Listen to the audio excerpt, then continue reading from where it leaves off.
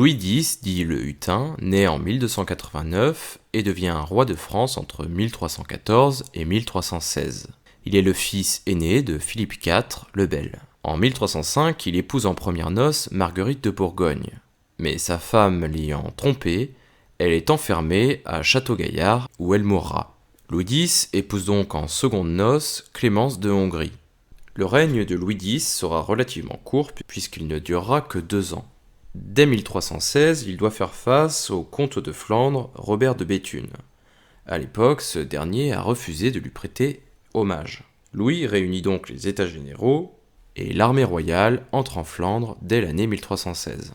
Néanmoins, les conditions météorologiques étaient très mauvaises, il pleuvait, et l'armée est contrainte de retourner à Vincennes, où Louis succombera d'une maladie respiratoire. Il n'est alors âgé que de 27 ans.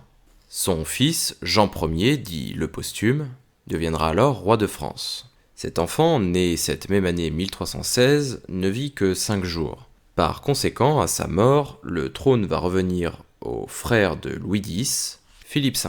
Philippe V, dit le Long, est le deuxième fils de Philippe le Bel. Il naît en 1293 et devient roi de France à la mort de Louis X dès 1316.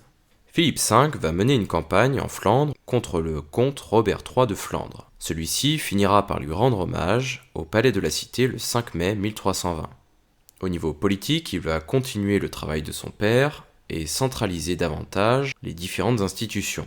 Il va également imposer l'utilisation d'une monnaie unique sur le territoire. En 1321, il est atteint de dysenterie et il mourra dans la nuit du 2 au 3 janvier 1322 après 5 mois de souffrance. Son petit frère, Charles IV, dit le Bel, deviendra alors le nouveau roi de France. En 1307, il avait épousé Blanche de Bourgogne, mais cette dernière l'avait alors trompé. Depuis lors, Blanche était à l'époque enfermée.